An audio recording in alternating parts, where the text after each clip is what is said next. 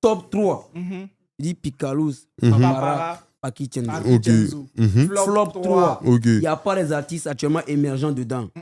Tu vois, je veux parler des vieux Mogos, des vieux Mogos rappeurs. Ils sont tous gens, ils sont dedans. Des flops.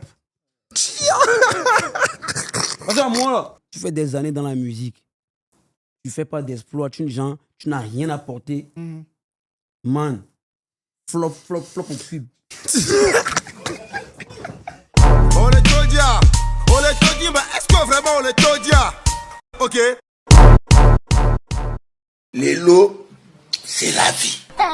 Les grands frères, les vieux Mogos sont tous des flops. Des flops au carré, des flops. Des flops.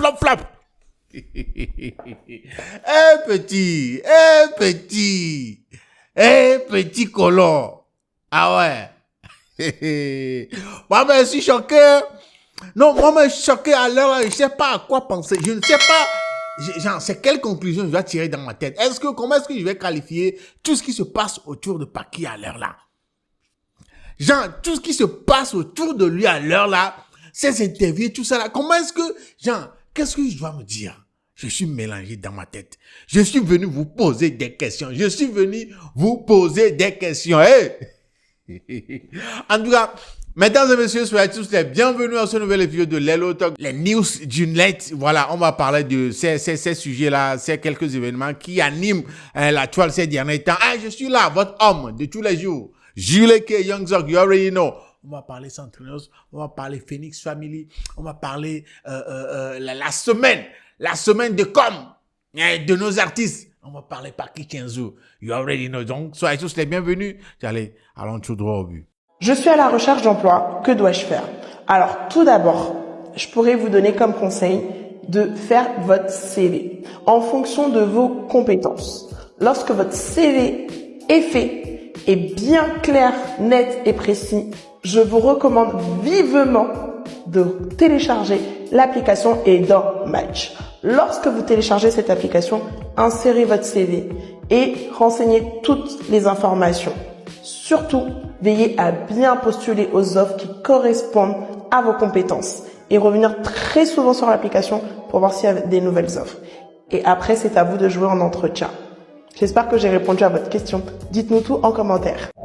Avec Dommage, c'est de ça qu'il s'agit. Donc, n'hésitez pas, n'hésitez pas. Moi, je vais toujours continuer de vous le dire. N'hésitez pas. Allez directement sur Play Store, bien App Store pour télécharger l'application Dommage. Vous-même, vous écoutez, non?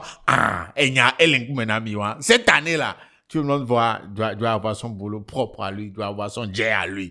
Donc, ne ratez pas l'occasion. Les lots, c'est la vie.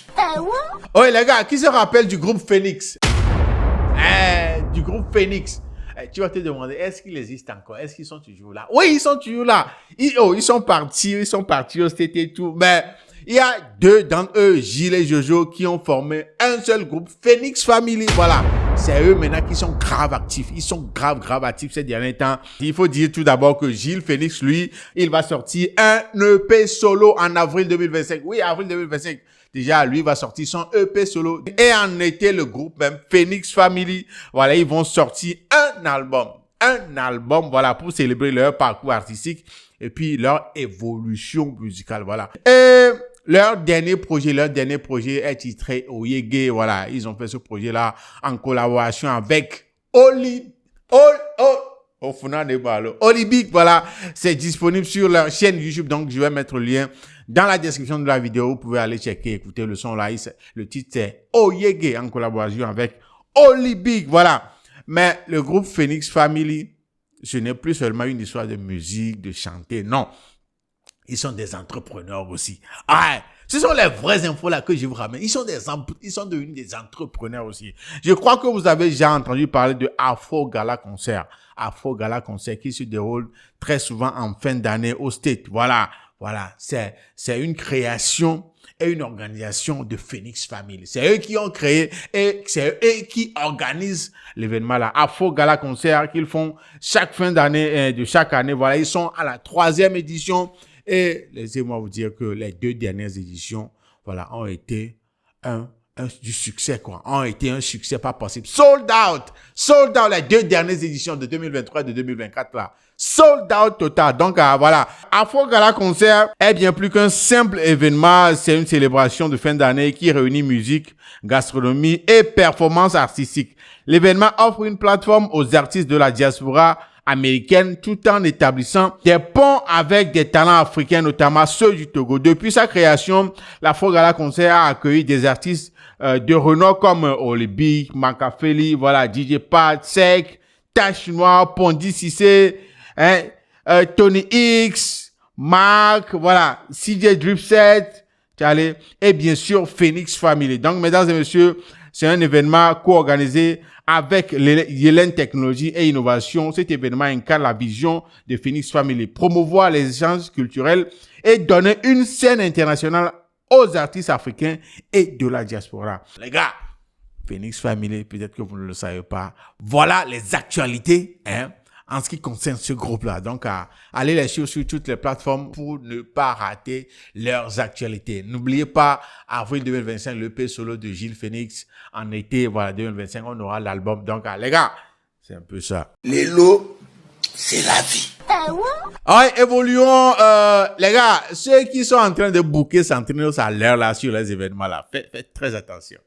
Faites super attention, pour ne pas tomber sur des autres versions de Centrenos. Il y a d'autres versions de Centrenos, si tu ne sais pas. Voilà.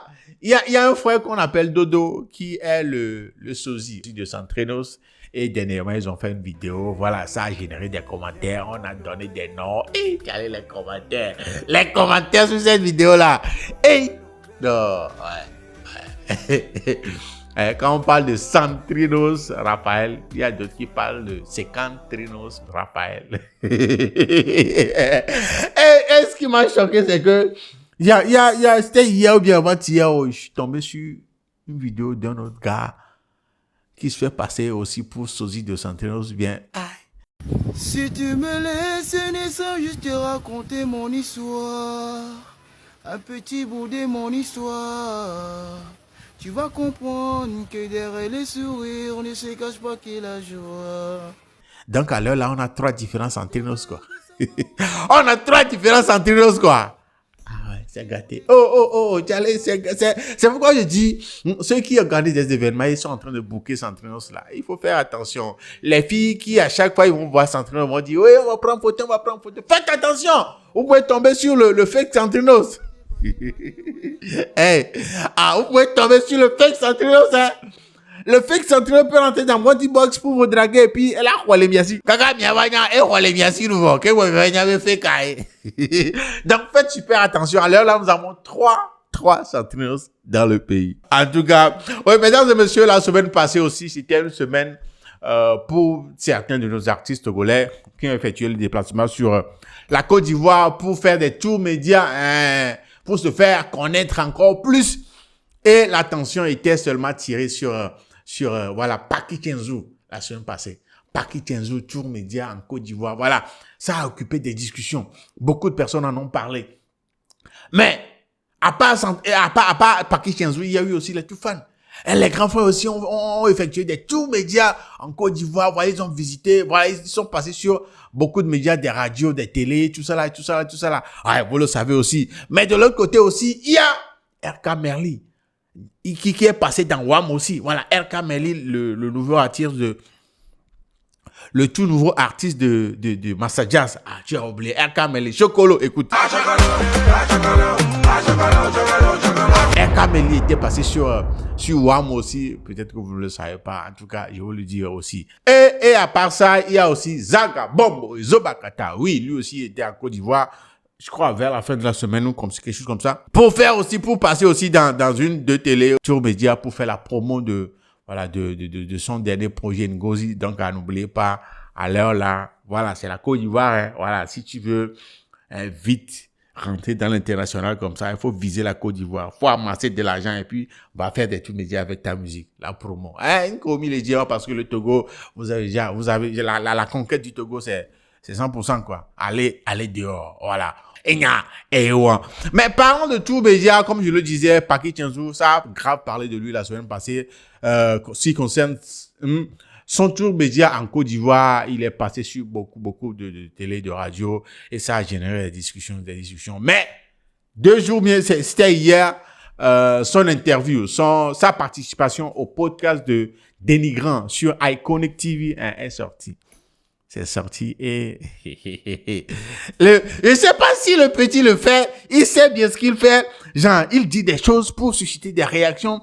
Il dit des choses pour qu'on parle de lui. Je sais pas si c'est vraiment ça ou bien je ne sais pas quoi penser parce que le petit a dit des choses qui... Petit. Hein? C'est arrivé à un niveau où il y a Kpakpato Magazine qui a fait cette publication-là. Kpakpato Magazine a dit aussi, normalement, la situation de Picalos aujourd'hui devrait te rendre humble, hein. Fia, Togoé. Ouais, Jean le Petit même l'a confirmé, il militait sa maman. Il n'est pas humble du tout. Hey, quelque part, ça montre un peu la façon dont il est sûr de lui. Il y a d'autres personnes qui disent qu'il est trop sûr de lui, mais bon, il faut dire que la confiance en soi, être sûr de ce qu'on veut, ce qu'on fait et tout. Voilà, c'est un peu ça. Mais arrivé à un certain moment, tu vas te dire, le petit là, ça va loin.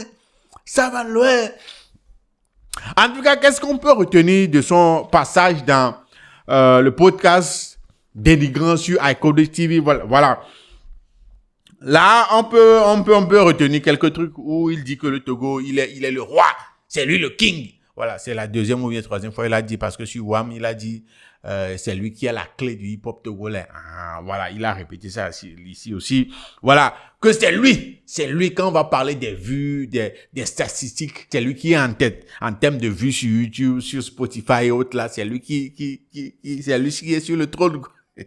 Paki, le colon, hein, c'est pas bientôt reconnu, hein, il est déjà reconnu. Voilà, que c'est lui qui gère, que l'affaire de son passage sur le concert de Imra, voilà, vous vous rappelez, non, hein, là où il était passé et puis les gens ne réalisaient pas là, voilà, l'affaire là, que c'était une stratégie de lui et de sa maison de production, une stratégie d'après lui, voilà, en ce qui concerne ça, et il a traité les Togolais de bêtes, des gens bêtes. Il a traité ceux qui ont mal réagi de bêtes. Petit. Regardez un peu. La dernière fois que tu étais au pays, c'était au concert de Imra, la machette. Il y a eu... Le son n'était pas encore sorti, ton featuring avec lui et tout ça. Ouais. Les gens ont parlé sur les réseaux parce que ils ont dit que le public n'a pas réagi, donc c'était un flop ta prestation. Donc vous êtes au courant, quoi. Il faut savoir que d'où moi je viens là, il faut imposer le respect. Toi, tu vas gagner facile. Mais la dernière, quand il était là, c'était une stratégie. Hein. On pouvait sortir le son avant le concert. Ouais. Nous, on savait très bien, moi et ma maison, on savait très bien que le Togolais allait charger. Les Ivoiriens ne me connaissaient pas. Genre, c'est logique que là, sur la scène, là, il n'y a pas de retour. C'est laisser l'image, en fait. Ouais. Ma tête, en tout cas, sur le genre, la scène, même scène avec Imra, le roi de la ville, actuellement, c'est quelque chose. Ouais. Tu vois, non? Mais comme eux, ils ont bête. Non. Dans la vidéo où il traitait un artiste de, voilà, voilà, vous vous rappelez de cette vidéo-là, non?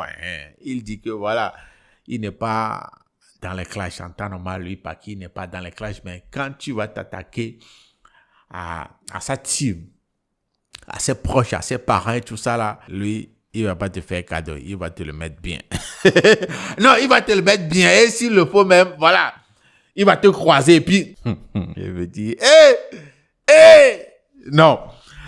Il parle aussi d'un album qui va sortir très bientôt, d'ici les vacances, voilà, un album de 16 titres, mais c'est bon, c'est pas confirmé que ça va être 16 titres, mais un album de la part de Paki Tienzo qui vient très prochainement, voilà. Et ce qui m'a choqué moi-même, c'est quand il parle de concert, que c'est lui qui a tapé plus de scènes en 2024. Oui, on peut dire, oui, parce qu'il a été sur beaucoup de scènes, hein. Oui, Paki était sur beaucoup de scènes en 2024, hein. Mais c'est là où il a dit ceci que je me suis posé, je me suis retenu comme ça, je me suis dit, hey. 2024 là, catégorie confondue. Je suis le gars Jean, qui a fait plus de scènes. Moi, il tape 13 scènes par nuit. Hein. 13 scènes par nuit. La vie de ma mère. Elle est trop chère à mes yeux, donc quand je dis la vie de ma mère, 13 scènes par nuit. Hey. 13 scènes en une nuit. Les gars, pardon. 13, non, là, voilà, je sais. Oh non, attendez là. Pas en une journée, en une nuit. 13 scènes. Et 13. Petit, pardon. Faut nous prendre au sérieux.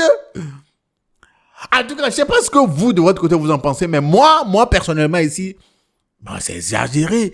C'est abusé. Non, je parle de, genre, laissez-moi que je suive vos clés. Non, je parle en tant que personne lambda. Quand on va me dire qu'un artiste fait 13 scènes en une nuit, non, j'ai du mal à croire. Ça peut être vrai, ça peut ne pas être vrai, mais dans ma tête, ça va être difficile. 13 scènes, man! Dis-moi de votre côté. Voilà, je suis un Togolais lambda qui pense que il y a Doïta là-dedans. Il y a Doïta là-dedans, mais 13... de votre côté, qu'est-ce que vous en pensez? 13 scènes en une nuit? C'est scène de 30 minutes ou quoi? C'est scène de 30 minutes ou comment? Baki. Oh, tu as rempli où là? Tu as rempli où là? Pourquoi tu me dis jusqu'à tu fais 13 scènes par nuit? C'est vrai, ça veut pas dire que chaque jour, genre, c'est très souvent qu'il le fait, mais même si c'est une fois en passant, 13 scènes par nuit. 13 scènes en une nuit. Ouais, ça la même, ouais. J'ai créé Doïta là.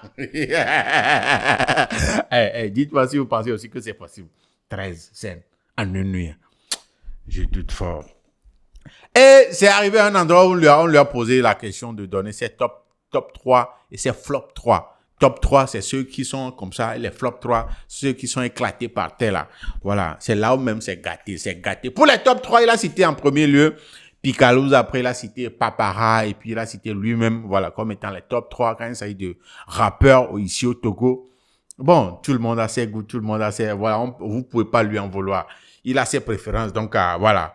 Laissez pas qui pour ça. Laissez pas qui pour ça. Et je sais, Picalouz, même quelque part, il est content qu'en face à face, il est content quelque part, ouais.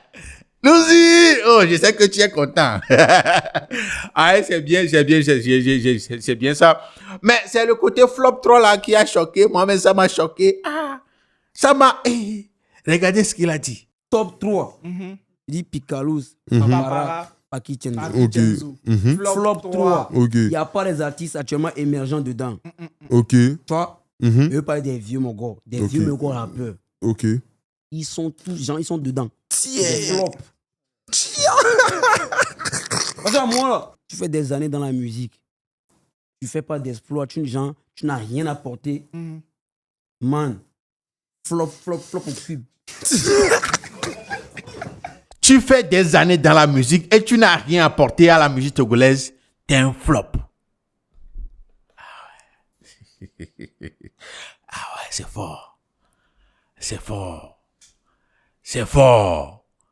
J'avais dit tous les vieux pères, tous les grands frères, tous les anciens, tous les aînés, rappeurs, bien avant cette nouvelle génération-là, ou bien les underground là, sont tous des flops. Sont tous des flops. Il a répété ça au moins 3 fois dans l'émission là. Il a répété ça au moins 3 fois. Et tous les grands frères, il a mélangé tout le monde. Hein. Même les My Flames sont dedans. Hein. Tous les grands frères. Tout le monde est dedans. Genre, tous les grands frères rappeurs là, ils sont tout le monde. Est-ce que vous imaginez un peu l'étendue de ces propos? Regardez ce que My Flames a dit à propos de ça.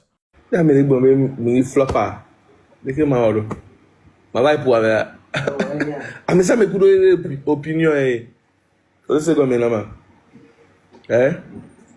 wa trophée gbogbo ke mo hale Togo music amia ele na me ahwa tontinia me adonia sinon nous virtuel que on a en ligne ça ne veut dire rien il y a des cas qui m'étaient blancs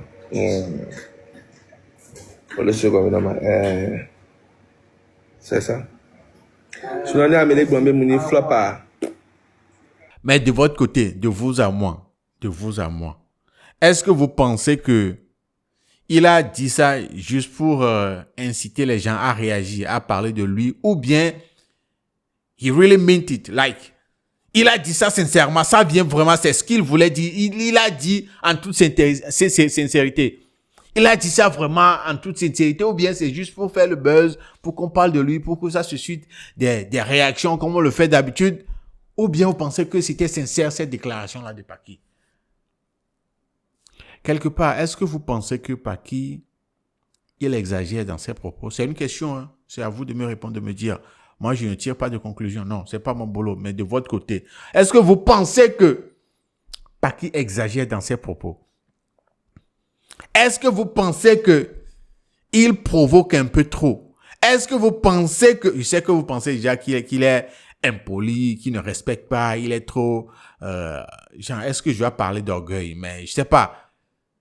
Est-ce que vous pensez que, voilà, il en fait un peu de trop vis-à-vis de ces déclarations-là qu'il fait quand il a l'occasion devant les médias de parler là?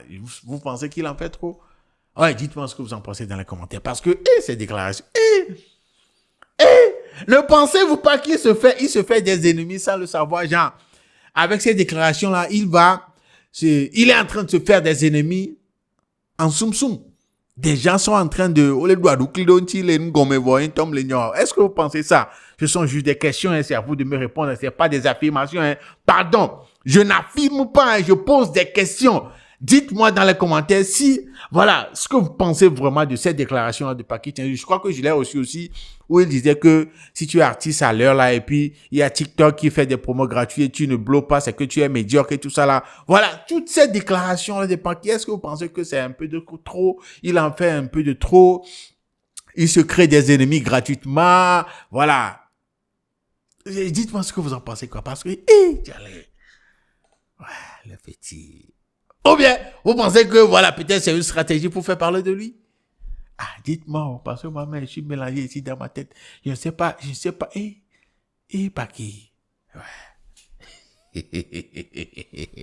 Le colon bientôt. Non, ce n'est plus bientôt reconnu, c'est déjà reconnu. Ouais. Même à l'international. Ah ouais. Mesdames et messieurs, dites-moi tout ce que vous en pensez dans les commentaires. Dis-moi, c'est des gommes. Mais tout en respectant tout le monde. Pas d'insultes. Même, genre, dans mes commentaires, vous savez très bien.